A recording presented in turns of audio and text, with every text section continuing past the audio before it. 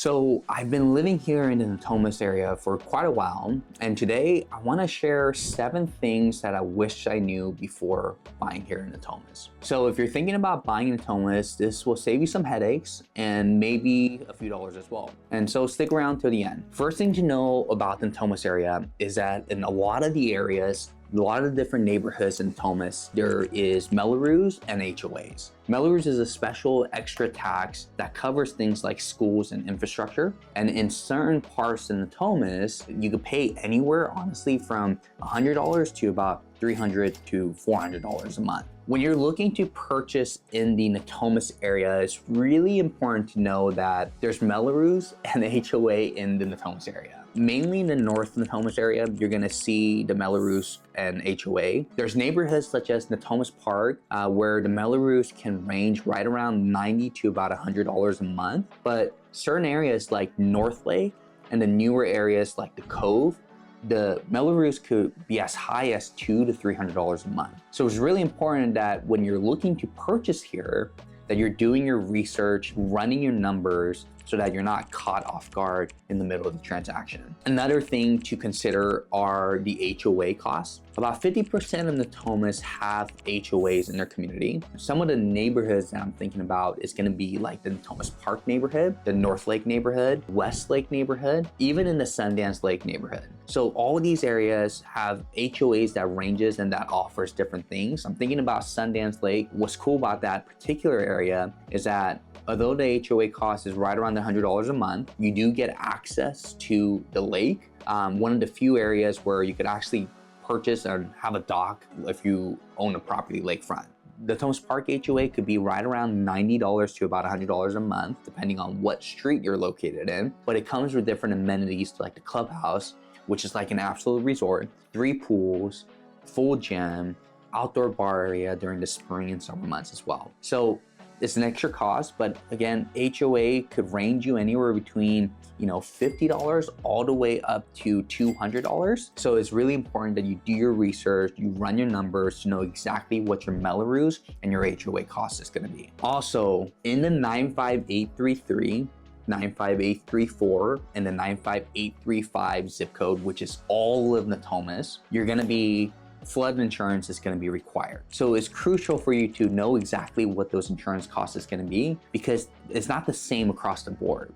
Depending on the neighborhood and street and the location, the flood insurance cost could range anywhere between $500 to about $1,500 a month. If you're interested in looking into the Natomas area, make sure that you have a conversation before you write the offer to know exactly what those costs are gonna be so that there's no surprises for you down the road. So a couple tips: make sure that you check the FEMA map or ask your lender or insurance agent on generally what the cost would be, and ask what the cost would be for flood insurance in the address that you're interested in. The third thing, commute times aren't always what they look like on Google Maps. Sometimes it says 10 to 15 minutes to downtown, but during rush hour or school traffic, it could be almost 25 to 30 minutes, especially if you're stuck on I-5. Some neighborhood has easier access to freeway than others. Even getting onto the freeway can be a little bit of a hassle in the morning, again, if you're gonna be hitting into school traffic. Couple tips for you: test drive your commute and the times you normally leave for work. That way you're not caught off guard down the road. Point number 4, if you don't know, Natomas is located right in between the downtown and the airport. So being close to the airport has its perks, like easy commute to the airport. You don't have to leave so early. But the downside is that you might get some airplane noise depending on what neighborhood that you're in. So me personally, I live in the North Lake area, which is the closest neighborhood to the airport in all of Sacramento. There are some airplane noise that we hear, obviously, because we're so close to the airport.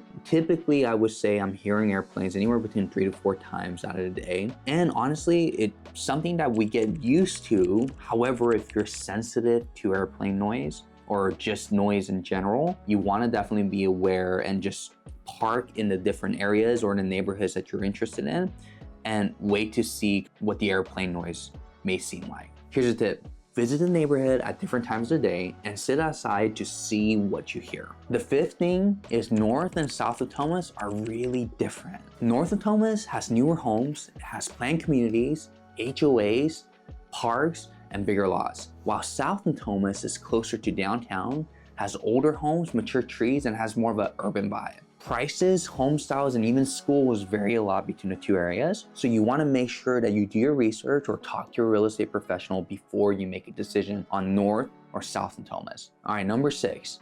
Natomas is convenient, but not really a foodie or nightlife hub. We got things like Target, Costco, Walmart, grocery stores, gyms, Starbucks, and a lot of different casual spots. But if you want more trendy restaurants or boutique shops or bars, you're probably going to be heading to Midtown or downtown. For day-to-day errands, everything is within 5 to 10 minutes, which is super convenient. However, if you like a little bit more of a busier lifestyle, if you care a lot about walkability or nightlife, make sure you factor that into your decision.